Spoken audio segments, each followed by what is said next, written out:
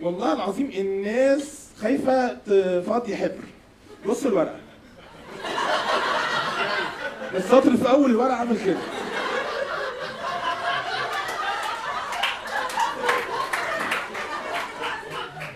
قلت لبابا اني ما سقطتش في تانية كليه.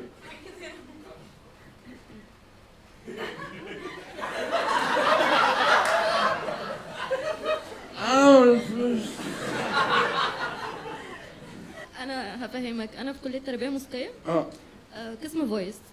اسمه ايه؟ فويس. على المهم الواتساب او حاجه ده فانا سقطت فويس تريننج. قلت للدكتور انت حيوان فسقطني. انت حيوان يا دكتور. دكتور انت حيوان. كويس. بجد قلت له حيوان ليه؟ ايه اللي حصل؟ علشان ما كانش راضي يدخلني المحاضره. جات لك الكوره؟ ما كان غصب عني.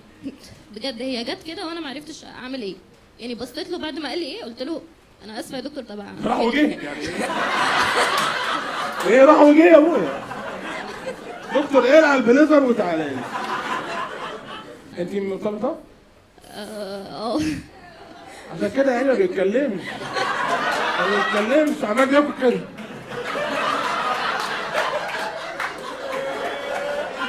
انا حيوان قوي صح؟